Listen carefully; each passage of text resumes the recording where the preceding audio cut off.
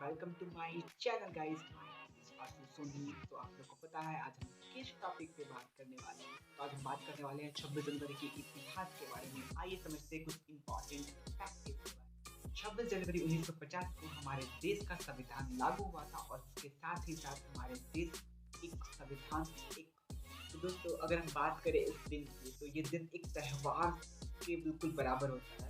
और इस दिन में अगर देखा जाए तो राष्ट्रपति भवन से लेकर बिल्कुल इंडिया गेट तक एक अलग ही झांकी दिखाई जाती है, जो कि हमारे सेना के थ्रू, पुलिस कर्मचारी के थ्रू दिखाई जाती है। और इसमें बहुत सारे ऐसे ऐसे अलग अलग झांकी देखने को मिलती है जो हमारे बिल्कुल बिल्कुल निजी जिंदगी से जुड़ा है। ये दिन एक ऐसा दिन है जो हमारे पूरे देश के नागरिकों को बिल्कुल खुशी खुशी इसे मनाना चाहिए।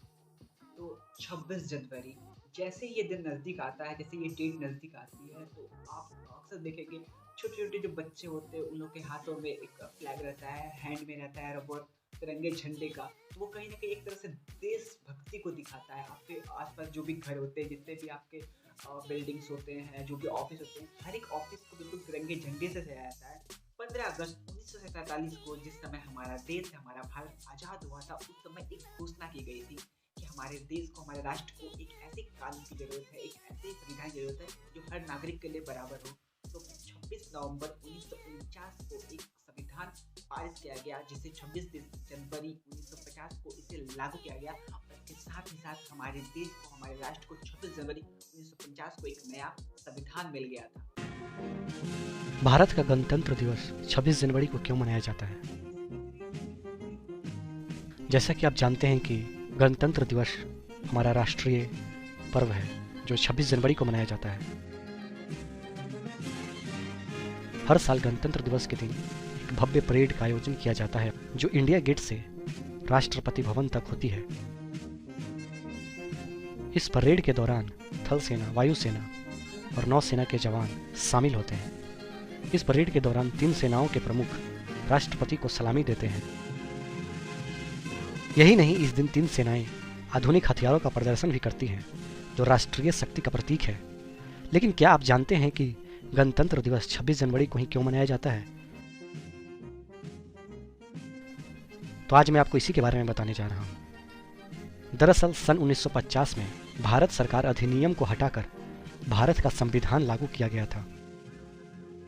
संविधान को लागू करने के लिए 26 जनवरी का दिन इसलिए चुना गया क्योंकि साल 1929 में दिसंबर में लाहौर में भारतीय राष्ट्रीय कांग्रेस का अधिवेशन पंडित जवाहरलाल नेहरू अध्यक्षता में हुआ था।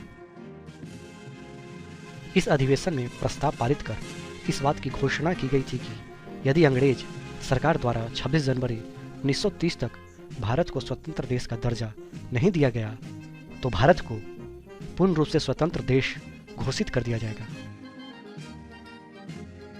जब अंग्रेज सरकार ने कुछ नहीं किया तब कांग्रेस ने 26 जनवरी 1930 को भारत को पूर्ण स्वराज घोषित कर दिया।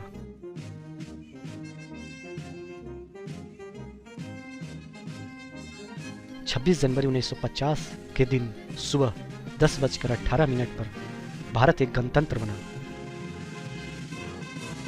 इसके 6 मिनट बाद 10:24 बजे राजेंद्र प्रसाद ने भारत के पहले राष्ट्रपति के रूप में शपथ ली। इस दिन पहली बार बतौर राष्ट्रपति डॉक्टर राजेंद्र प्रसाद बग्गी पर बैठकर राष्ट्रपति भवन से निकले थे। इस दिन पहली बार उन्होंने भारतीय सैन्य बल की सलामी ली थी। पहली बार उन्हें गार्ड ऑफ ऑनर दिया गया था।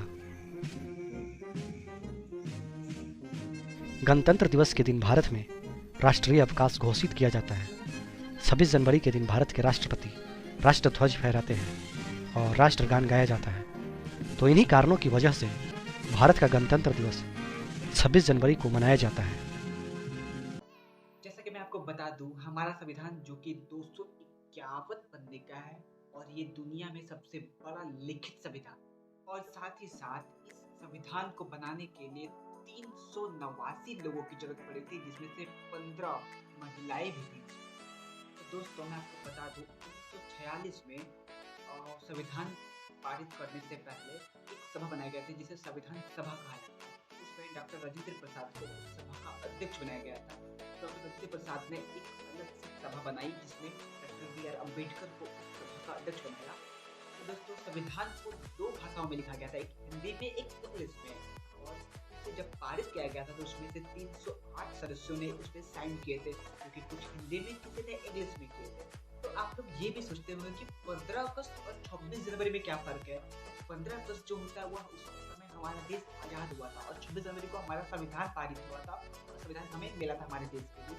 तो 15 अगस्त जो होता है उस 15 अगस्त में लाल किले पे हमारे जो प्रधानमंत्री है वो वहाँ से झंडा फहराते हैं और 26 जनवरी को हमारे जो देश के राष्ट्रपति होते हैं वो इंडिया गेट से झंडा फहराते हैं। तो दोस्तों बहुतों को ये भी नहीं पता होगा कि हमारे संविधान को बनने में कितना समय लगा था। तो हमारे संविधान को बनने में लगा था बिल्कुल 2 साल 11 महीने 18 दिन, जो कि 26 नवंबर 1949 को हमारे देश को संविधान समर्पित कर दिया गया था और 26 जनवरी 1950 को हमारा संविधान पारित होकर हमें एक नया संविधान मिल गया। तो हमारा संविधान दिखता कैसा है?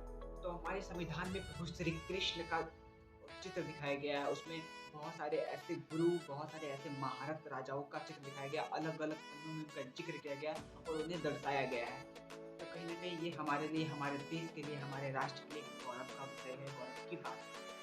तो दोस्तों आई होप ये वीडियो आप लोग को अच्छी लगी होगी। तो जो भी मेरे वीडियो पे न्यू है वो सब्सक्राइब करें, लाइक करें, कमेंट्स करें।